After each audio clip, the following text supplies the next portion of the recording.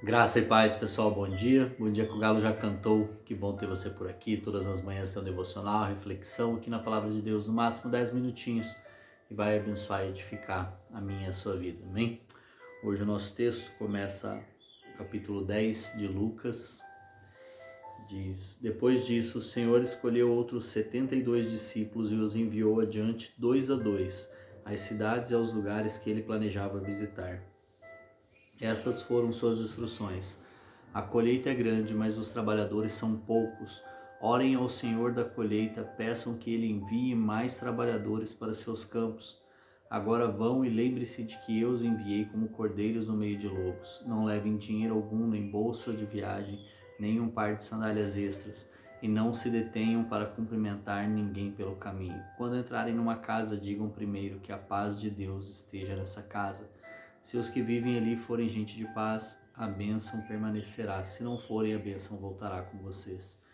Permaneçam naquela casa e comam e bebam e que lhes derem, pois quem trabalha merece seu salário. Não fiquem mudando de casa em casa. Quando entrarem numa cidade e ela os receber bem, comam o que lhes oferecerem. Curem os enfermos e digam-lhes: agora o reino de Deus chegou até vocês. Mas se uma cidade se recusar a recebê-los, saiam pelas ruas e digam: limpamos de nossos pés até o pó dessa cidade em sinal de reprovação. E saibam disto: o reino de Deus chegou. Eu lhes garanto que no dia do juízo até Sodoma será tratada com menos rigor que aquela cidade. Amém. Então Jesus envia os 72 seguidores dele, né? Os 12 mais alguns, porque os 12 eram os discípulos, aqueles que ele estava treinando para discípulos, e tinham seguidores que eram muitos e muitos. Alguns manuscritos, algumas versões trazem 70. Esse número de 70 ou 72 refere-se às nações, né? 70 citado no Antigo Testamento e 72 aqui no Novo Testamento. Então por isso que há essa divergência entre 70 e 72, porque representam as nações. Ou seja, Jesus está enviando seus discípulos para todas as nações. Ele está enviando para que anunciem a chegada do reino de Deus, anunciem a chegada do reino dos céus aqui na terra. E esse envio não parou ainda. Esse envio ainda não parou. Ele enviou adiante dele, porque ele vai para todas as nações, ele voltará, ele está aqui enviando, assim como continua nos enviando para todos os lugares e para mesmo para onde nós estamos, nós também somos enviados. Então aqui ele está falando que os discípulos e seguidores de Jesus são missionários, né? Ele está enviando como nessa missão, são missionários. Todos nós somos missionários, nós temos uma missão, que é pregar o evangelho por todas as nações, a toda criatura. Então, missionário é aquele que tem uma missão. Então todos nós somos missionários. E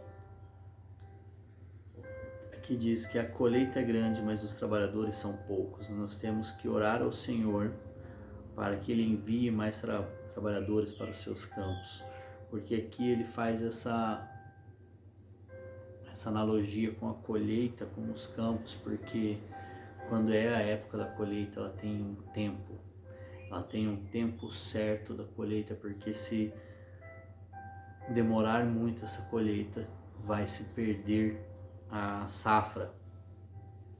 Essa safra será perdida, não vai dar tempo de colher a tempo, né? No tempo da maturação ali, dos frutos estarem maduros. Então é isso que ele espera de nós, que nós façamos a colheita para ele, que nós sejamos esses trabalhadores, e nós temos que pedir ao Pai que envie mais e mais trabalhadores, pois a colheita é muito grande. Existe um campo a ser ministrado, a ser salvo muito grande, a todo redor, ao nosso redor, todo, aonde nós estamos inseridos, a colheita deve ser grande, e nós temos que seguir aonde o Senhor nos enviar. Aqui ele diz a todas as nações, a todos os lugares, para entrar nas casas, ficar e pregar o evangelho, anunciar o reino dos céus. Então é isso que nós devemos continuar fazendo até que ele volte. Essa é a missão que Ele nos deu em Marcos 16 e Mateus 27, 28.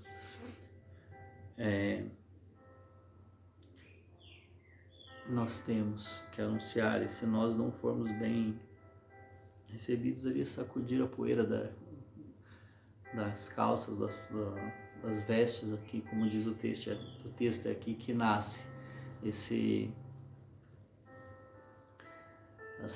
dito popular, né? Sacode a poeira, levanta e vamos embora. É exatamente isso, é continuar fazendo, porque como diz a palavra Zacarias 4:6, não é por força nem por violência, mas sim pelo meu espírito, diz o Senhor dos Exércitos. Então não é a força que nós anunciamos o reino dos céus.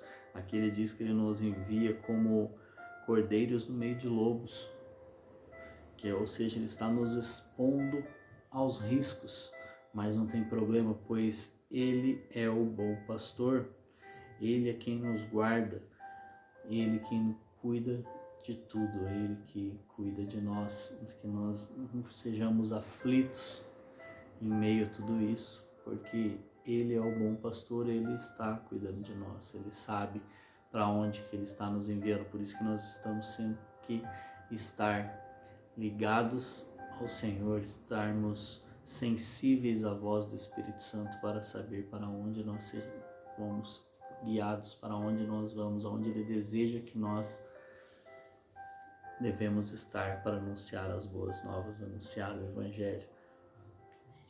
E às vezes parece que é mais difícil pregar o Evangelho, por exemplo, aqui no Brasil, do que num país perseguido, porque muitos países onde há perseguição aos cristãos, a maioria das pessoas talvez nem tenha ouvido falar de Cristo, nem tenha imaginado, mas aqui nós crescemos ouvindo falar de Jesus. Nós sabemos que Jesus é o Filho de Deus, mas isso é tão comum, entre aspas, para a gente, que a gente não se dá conta de quem de fato é Jesus. Nós não somos acostumados a pegar e buscá-lo, nós não somos talvez ensinados também a buscá-lo nas Escrituras, a buscá-los em oração. Então, essa parte de talvez Jesus ser tão comum nos impede de nos aprofundarmos nele. Nós pensamos que nós sabemos quem de fato é Jesus, mas nós não sabemos, nós ouvimos falar só. É como alguém muito conhecido, um atleta muito famoso, ou um cantor muito famoso, enfim, uma celebridade. Nós sabemos quem é, nós sabemos talvez o que ele faz, nós sabemos de onde veio, mas nós não o conhecemos. Nós temos que parar de conhecer Jesus de distância, de saber quem ele é, mas de fato conhecê-lo, como está na palavra dele: eis que estou à porta e bato, se você abrir, eu entrarei e cearei com você. Então nós temos que procurar ouvir essa batida da porta, abrir a porta e ceiar com ele, estar com ele à nossa mesa para poder conhecê-lo, buscá-lo de todo o coração, como a palavra diz, nesse buscar-me de todo o coração, de todo entendimento. Então, conhecer a Jesus e cumprir a missão que Ele tem para nós. É isso que nós devemos fazer. Que Deus te abençoe. Um forte abraço, um grande beijo no seu coração e até amanhã.